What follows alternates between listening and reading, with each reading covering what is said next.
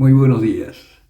En esta celda monacal que me han asignado en el Seminario Redentoris Mater de Bogotá, ya rumbeando de vuelta a Chile, vamos a meditar en este lunes sobre el Evangelio de San Marcos, el capítulo 2, versículos 18 al 22.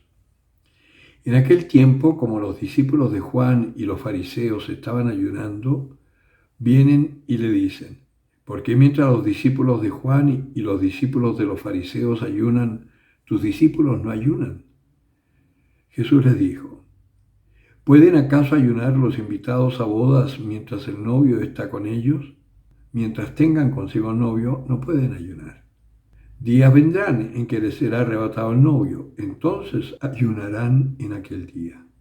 Nadie cose un remiendo de paño sin tundir en un vestido viejo, pues de otro modo lo añadido tira de él el paño nuevo del viejo y se produce un desgarrón peor. Nadie echa tampoco vino nuevo en pellejos viejos, de otro modo el vino reventaría los pellejos y se echarían a perder tanto el vino como los pellejos, sino que el vino nuevo en pellejos nuevos. Palabra del Señor. Hay una palabra acá que es el discernimiento. No está dicho, pero es importante saber discernir, porque tiene mucho que ver con esto del remiendo del paño nuevo sin tundir, o sea, que no está sanforizado, sería la palabra actual. Yo me acuerdo cuando salieron las telas sanforizadas, que era toda una novedad, las lavabas y no se encogían. Eso es una tela tundida. Entonces, esto de saber discernir, porque es verdad, así como no puedes echar vino nuevo en odres viejos, ¿y por qué no? Porque el odre viejo ya es un cuero que está dilatado y el vino nuevo es un vino que va a fermentar. Al fermentar produce gases, se hincha el odre, pero como ya está dilatado, no puede seguir dilatándose, se revienta y se arruina el vino y se arruina el odre. En cambio, el vino nuevo en odres nuevos, ¿qué pasa? Que cuando empieza a fermentar, el cuero, como está nuevo, puede estirarse, y el cuero puede estirarse mucho, ¿no? Entonces se va envejeciendo el vino en el pellejo, pero el pellejo resiste hasta que el vino está maduro y se toma. ¿Pero esto qué? Pensemos entonces en qué sucedió con el Concilio Vaticano II. El Concilio Vaticano II es un pellejo nuevo, es un odre nuevo, es un paño nuevo que el Señor quiere que usemos. Y no se puede poner ese paño nuevo en un vestido viejo. Vale decir, toda la novedad del Concilio Vaticano II tiene que ser realmente novedosa.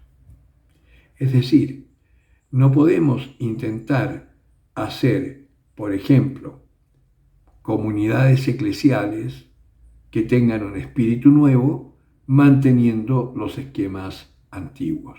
No se puede, si quieres tener una iglesia madura en la fe, seguir catequizando con los medios que habían. Los libros de catequesis, que los han modificado ya como 3 veces, no necesitaban modificarse, porque en sí, si uno revisa los libros de catequesis que han habido, son buenísimos, solo que no son buenos para esta época, no son adecuados. Entonces, no se trata de modificar, se trata de hacer algo nuevo, un espíritu nuevo. Precisamente el mundo, como sabía eso y sabía que el Espíritu Santo estaba soplando en la iglesia la novedad del Concilio Vaticano, rápidamente se inventó cosas para pervertir esa novedad.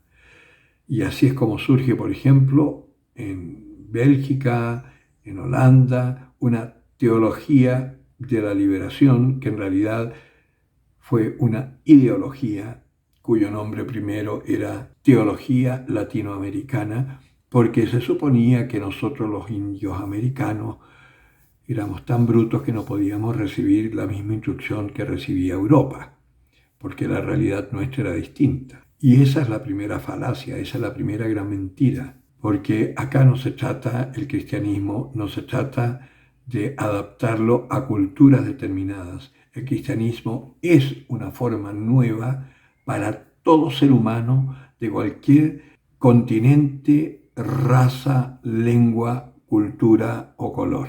El cristianismo es la palabra de Dios, el mismo Dios que se revela al hombre para que el hombre se descubra a sí mismo y también descubriéndose a sí mismo, descubra a Dios en el otro y conozca a Dios actuando en su vida.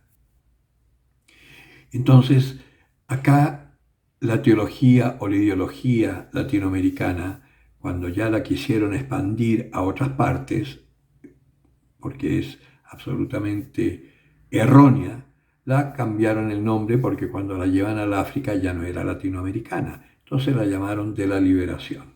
Pero resulta que no libera a nadie, porque al contrario, nos mete en una lucha de clases exactamente igual que el marxismo. Ricos contra pobres, poderosos contra débiles, blancos contra negros, homosexuales contra los heterosexuales, etc. Y eso es lo que estamos viviendo ahora a todo nivel, o sea, dentro de la iglesia con un nombre de teología, en el mundo como un nuevo orden, pero en el fondo es la misma perversión.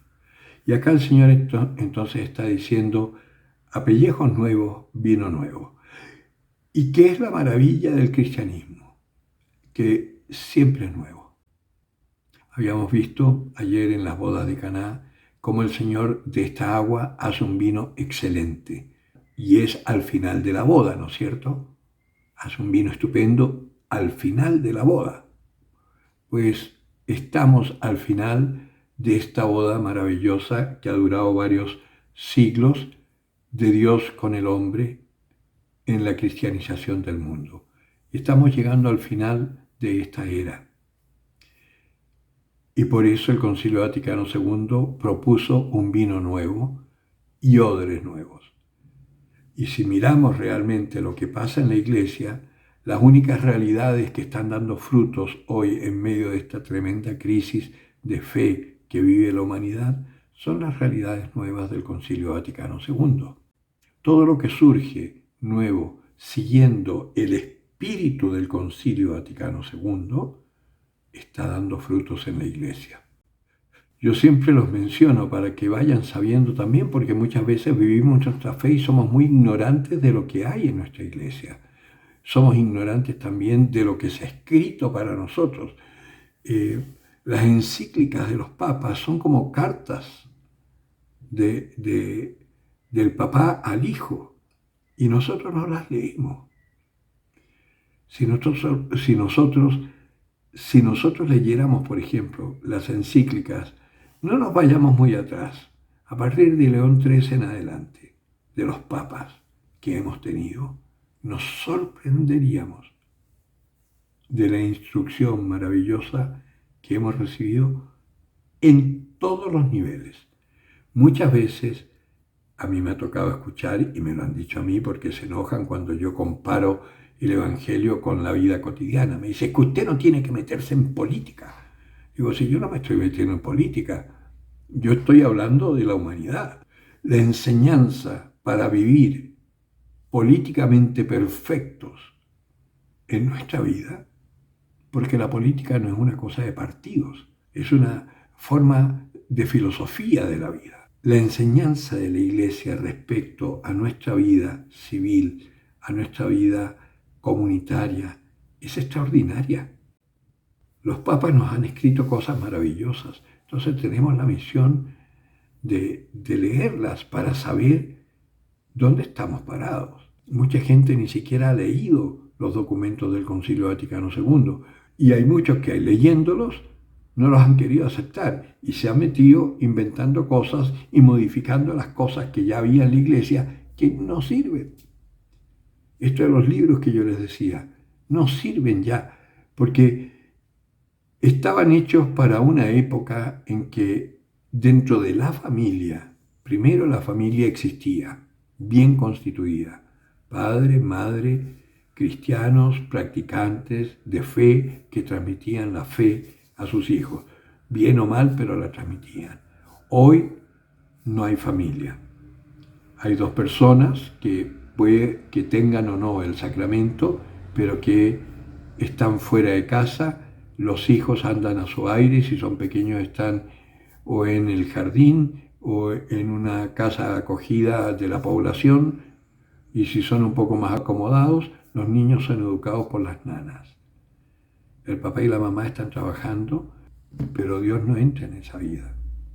Dios según su voluntad, sino que estamos llenos de otros dioses. Y es fundamental entonces que nos formemos con esta novedad de la iglesia para hacer un vino nuevo en odres nuevos en un mundo que necesita una vacuna de fe profunda para poder empezar a disfrutar nuevamente de la vida, sobre todo en esta época.